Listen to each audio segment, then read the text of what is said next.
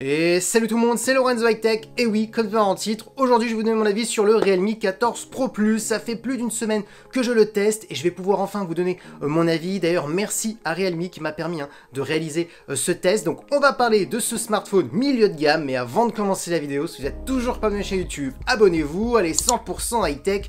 N'oubliez pas d'activer la petite cloche de notification pour être notifié lorsque je publie une vidéo, et bien entendu à mes autres réseaux sociaux, c'est-à-dire Instagram, TikTok et Twitter. Tous les liens seront en bas dans la description. Du coup, commençons par le design. Alors en termes de design, personnellement, je le trouve très joli. Il a vraiment des allures d'un smartphone haut de gamme. Quand vous regardez vraiment la face avant, on a un écran qui est vraiment très bord à bord, borderless, on a très peu de bordure, ça c'est vraiment un bon point pour un smartphone milieu de gamme. Quand vous retournez le smartphone, je le trouve aussi encore plus joli, d'ailleurs je l'ai en coloris bleu corail, il existe aussi en noir je le trouve un petit peu moins joli, je préfère la couleur bleue. Dites-moi d'ailleurs ce que vous en pensez en commentaire. D'ailleurs vous avez été nombreux sur mon live TikTok, parce que oui, pour ceux qui ne sont pas abonnés à mon TikTok, pour ceux que ça intéresse, abonnez-vous, parce que souvent je montre en avant-première sur mon TikTok les designs des smartphones et des autres produits bien entendu que je reçois, donc abonnez-vous si ça vous intéresse. Et c'est vrai que pendant mon live vous étiez nombreux à dire « Ah, c'est vrai que pour un smartphone milieu de gamme, on dirait presque un smartphone haut de gamme ». Donc dites-moi ce que vous en pensez en commentaire. Et petite information qui est quand même plutôt intéressante, dans la boîte, lorsque vous achetez le smartphone, vous avez la coque de protection, qui est une coque en protection en silicone, qui est plutôt jolie, plutôt bien faite, et en plus c'est une coque qui est un petit peu dure, donc intéressante pour amortir les chocs. Donc je le trouve aussi joli avec la coque, mais personnellement moi je l'ai préféré sans coque. Bon, maintenant on va s'intéresser à l'écran. Alors pour les gens qui ne connaissent pas les caractéristiques de ce Realme 14 Pro Plus, il faut savoir qu'on est sur une diagonale de 6,83 pouces avec une résolution de 1,5K, une technologie d'écran OLED accompagnée par un taux de rafraîchissement de 120 Hz. Par contre attention, on n'est pas sur une dalle LTPO qui peut descendre de 1 Hz et monter jusqu'à 120 Hz. Là on est entre 60 et 120 Hz, ce qui est tout à fait normal, je vous le rappelle. On est sur un smartphone milieu de gamme et jusqu'à maintenant pratiquement tous les smartphones milieu de gamme n'ont pas de dalle LTPO, c'est uniquement réservé pour le marché des smartphones haut de gamme.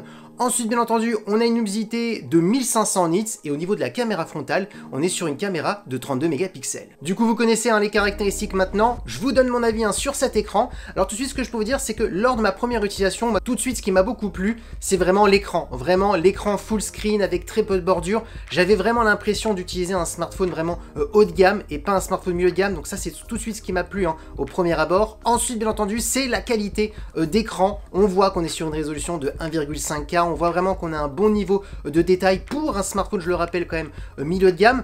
Par contre, tout de suite, ce que je peux vous dire, c'est que par défaut, le smartphone est en mode dynamique. Et là, par contre, on n'est pas vraiment sur un écran qui est très bien calibré. Ça tire beaucoup sur les couleurs, sur les saturations, ce qui est d'ailleurs tout à fait normal. En dynamique, c'est un petit peu fait pour flatter les couleurs. Donc après, je sais qu'il y a des personnes qui aiment bien les couleurs très fluorescentes. Donc pour ceux qui aiment bien ce mode, gardez-le. Par contre, si vous êtes un petit peu comme moi, vous préférez plutôt les couleurs plutôt naturelles, vous avez un mode naturel dans le smartphone qui respecte bien entendu le mot naturel. Donc ça, c'est vraiment le conseil que je vous donne pour ceux qui veulent un écran plutôt bien calibré. Et bien entendu, si le mode naturel, le mode dynamique vous intéresse pas, vous voulez vraiment complètement tout modifier vous-même, et c'est possible sur ce Realme 14 Pro Plus. Ensuite, concernant le 120 Hz, rien à dire, je vais pas en rajouter pendant des heures.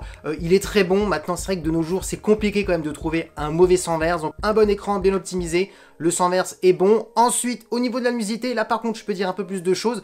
C'est pas l'écran le plus lumineux que j'ai pu voir dans cette gamme, mais par contre c'est largement suffisant. D'ailleurs vous avez pu le voir en vidéo, en extérieur, l'écran est plus que visible, la luminosité est largement suffisante, ça gère plutôt bien la luminosité. Quand il y a beaucoup de soleil, l'écran va vraiment se mettre au maximum et on ressent les 1500 nits. Donc voilà, on voit quand même qu'on est sur un bon écran, certes pas le plus lumineux, mais largement suffisant pour en intérieur et en extérieur. Rien à dire, on est vraiment sur un bon écran, un bon 120 Hz, un écran assez lumineux, plutôt bien calibré si vous le mettez en mode naturel et pas dans un autre mode. Donc voilà, rien à dire, pour l'instant c'est un sans faute. Maintenant parlons de la partie photo, et ça a été vraiment l'argument pendant la conférence de présentation de ce Realme 14 Pro Plus, comme quoi ils avaient énormément travaillé la partie photo et qu'ils souhaitaient faire un smartphone vraiment très polyvalent, et je pense que c'est le cas. Vous allez comprendre pourquoi. Je vous rappelle les caractéristiques qui sont vraiment intéressantes pour ce style de smartphone. On est sur un capteur principal de 50 mégapixels, on est sur un Sony 896, donc un très bon capteur. On a ensuite un ultra grand angle de 8 mégapixels, et là ce qui est intéressant, parce que tous les smartphones à son tarif n'ont pas, c'est un zoom optique, parce qu'on est sur un zoom périscopique de 50 mégapixels, un Sony IMX882, et on est sur un zoom x3 sans perte de qualité, et ça pour ma part c'est un sacré argument.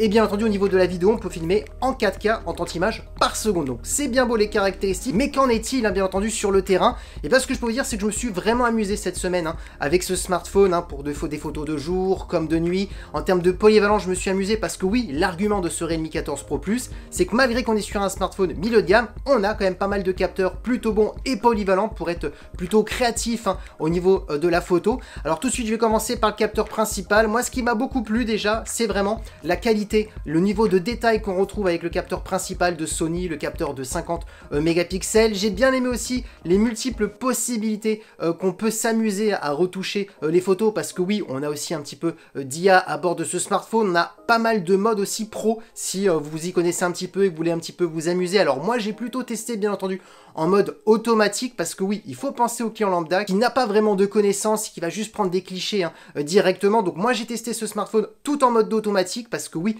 tout le monde n'utilise pas le mode pro, donc voilà, je voulais quand même l'expliquer dans cette vidéo. Du coup, les points positifs au niveau de la photo, c'est vraiment la fidélité des couleurs. J'ai trouvé que les photos étaient plutôt naturelles, on n'abusait pas dans les couleurs, dans la saturation, donc ça c'est un bon point pour le capteur principal. On a aussi un bon niveau de détail, donc malgré qu'on est sur un smartphone milieu de gamme, donc ça c'est vraiment les bons points qu'il faut noter. La réactivité du déclenchement des photos, ça aussi c'est important, parce que voilà, vous voulez prendre quelque chose un petit peu rapide, si la photo est floue, bah, c'est raté, donc c'est plutôt réactif. Pareil pour les photos de nuit, franchement bonne qualité, je trouve qu'il peut faire partie des meilleurs photophones sur le marché du smartphone milieu de gamme.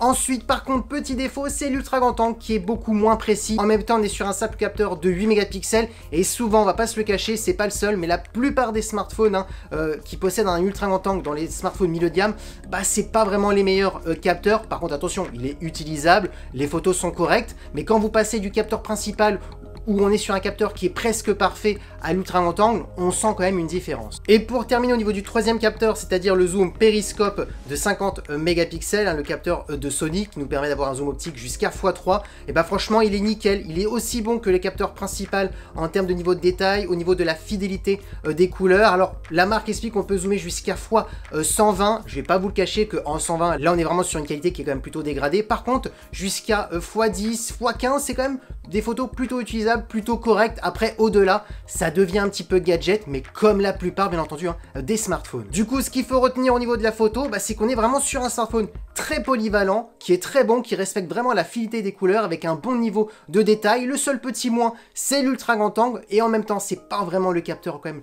le plus utilisé souvent. Et ensuite, bien entendu, il faut le rappeler, on est sur un smartphone milieu de gamme et pas haut de gamme, et pourtant, il est presque aussi polyvalent qu'un smartphone haut de gamme. Maintenant, on va parler de la qualité vidéo, mais d'ailleurs, je vais quand même vous montrer la qualité de la caméra frontale en termes de photos et aussi en termes de qualité vidéo, et vous me direz ce que vous en pensez en commentaire.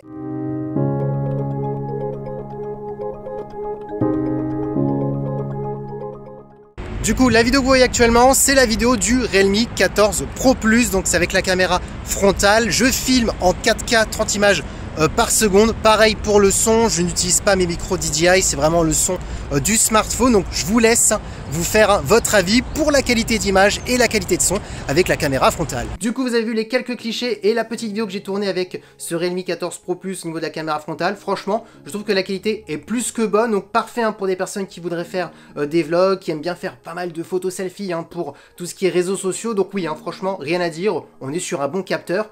Ensuite, au niveau de la qualité vidéo arrière, bien entendu, du smartphone, et ben on est sur un très bon vidéophone. Alors la stabilisation, c'est pas la meilleure stabilisation que j'ai pu voir sur le marché, mais en même temps, il faut quand même le rappeler, on est sur un smartphone milieu de gamme, donc il ne peut pas être non plus à la hauteur d'un smartphone haut de gamme, mais la qualité est plus que correcte, on a un bon niveau de détail et on peut franchement s'amuser en termes de créativité, en termes de vidéo. D'ailleurs, je vous mets quelques petits clichés vidéo et vous me direz ce que vous en pensez en commentaire.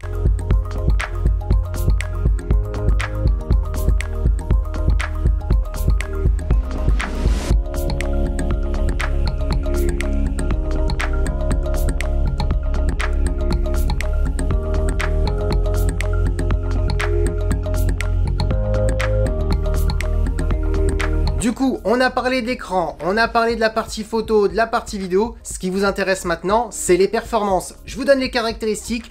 On a 12 Go de RAM accompagné d'un processeur de Qualcomm milieu de gamme, c'est le Snapdragon 7S Gen 3 qui est un très bon processeur et je peux vous dire que oui, c'est le cas parce que je me suis amusé notamment au niveau du gaming, j'ai joué à Genshin Impact, j'ai joué à Call of Duty Mobile, qui en plus ce qui est intéressant c'est qu'on peut régler les graphismes, le taux de rafraîchissement et c'est là où on peut voir hein, l'optimisation de l'appareil, est-ce que l'appareil chauffe au bout d'une heure de jeu, est-ce que l'autonomie dégringole ou pas, et la réponse bah, c'est qu'on a une très bonne optimisation et d'ailleurs Realme ça a toujours été leur point fort, ils ont notamment le Realme mode GT qui est un mode qui booste les performances, qui désactive toutes les fonctions en arrière-plan pour vraiment que le processeur se consacre vraiment aux jeux vidéo que vous êtes en train de jouer et ça c'est un bon point et notamment pour pas être dérangé des notifications etc. Donc voilà, ils ont un mode qui est plutôt bien fait et ce que je peux vous dire c'est que notamment pour les gens qui connaissent le jeu Call of Duty Mobile, ce qui est intéressant c'est que vous avez un mode bas, moyen, élevé et ultra et ce qu'il faut savoir c'est que malgré qu'on est sur un processeur milieu de gamme et ben vous pouvez jouer en élevé au niveau des graphismes donc c'est un très bon point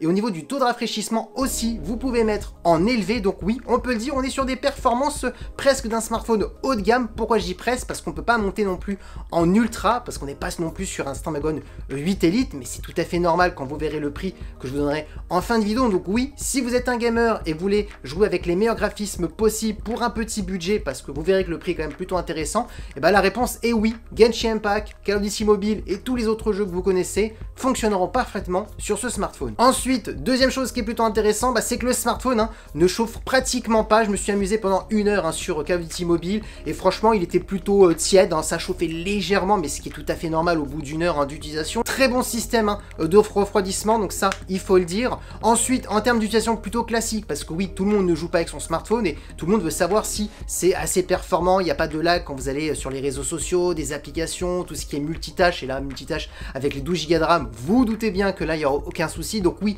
le smartphone est fluide hein, pour utilisation classique si vous voulez pas faire du jeu vidéo. Donc oui on peut le dire, on est sur un smartphone polyvalent qui pourra durer dans le temps. Surtout en plus, bonne nouvelle, c'est que Realme propose 5 ans de mise à jour Android, donc même 1 an de plus par rapport à Xiaomi, hein, pour ceux qui connaissent souvent que je critique les marques chinoises qui proposent que 4 ans de mise à jour, à part Samsung et les autres marques qui proposent 7 ans. Là 5 ans, franchement, c'est un bon point, surtout pour un smartphone milieu de gamme. Ensuite, ce qu'il faut savoir, c'est que vous avez une version 256 et 512 Go, moi c'est la version 512 Go bien entendu, hein, que j'ai testé. Ensuite, on a un son stéréo, alors le son est correct, alors c'est pas le meilleur son que j'ai pu entendre et après c'est vrai que c'est compliqué hein, sur les smartphones milieu de gamme, souvent les constructeurs bah, ne s'y consacrent pas énormément. Vous mettez des écouteurs et c'est le problème est réglé et souvent on écoute hein, de la musique plutôt avec nos écouteurs ou notre casque. Le son est correct, suffisamment correct hein, pour regarder des vidéos sur YouTube, les réseaux sociaux, mais après en termes de qualité, si vous vous attendez à un smartphone premium haut de gamme, non on n'y est pas, mais ça reste quand même correct. Et terminons par le dernier point fort de ce smartphone, et bien c'est la batterie, parce que oui, Realme ils ont expliqué qu'ils avaient énormément optimisé leur smartphone pour avoir une bonne autonomie et ils ont mis aussi une sacrée batterie parce qu'on est sur une grosse batterie hein, de 6000 mAh avec une recharge de 80 watts. On peut recharger de 20% à 100% son smartphone complètement en 45 minutes, donc en moins d'une heure, donc c'est plutôt bien parce qu'il faut quand même le rappeler, on est sur une batterie de 6000 mAh, c'est quand même compliqué hein, de recharger une batterie de 6000 mAh. Alors l'autonomie c'est très simple, hein. Si vous êtes quelqu'un qui fait 2 heures de jeux vidéo dans la journée, que vous faites 2 heures de réseaux sociaux, 2 heures de vidéo, une journée plutôt intensive, vous inquiétez pas, le soir jusqu'à minuit, il vous restera encore 30 à 40% d'autonomie, donc c'est plutôt pas mal. Alors quand je dis minuit, bah, vous commencez une journée à 7 heures. Si vous êtes une personne plutôt avec une utilisation plutôt classique, pas de jeux vidéo, mais juste réseaux sociaux et vidéos, bah, il est possible que même jusqu'au lendemain matin ou lendemain après-midi, il vous reste encore pas mal de pourcentage. Du coup, je pourrais dire qu'on est vraiment sur une journée entre une bonne journée, voire presque une journée et demie, pour des personnes qui ont une utilisation un peu moins poussée. Donc franchement, c'est son plus, c'est vraiment son point positif, hein, l'autonomie. Et pour terminer en termes de connectivité, on a de la Wi-Fi 6 et du Bluetooth 5.2. Et oui, maintenant vous voulez connaître le tarif de ce Realme 14 Pro Plus, et bien il faut savoir qu'il a été annoncé au tarif de 529 € pour la version 256 Go et 579 € pour la version 512 Go. Mais ce qui est intéressant, c'est qu'il y a eu des offres de lancement et il y a déjà des promotions où on peut le retrouver bien moins cher. Donc ça, c'est vraiment le deuxième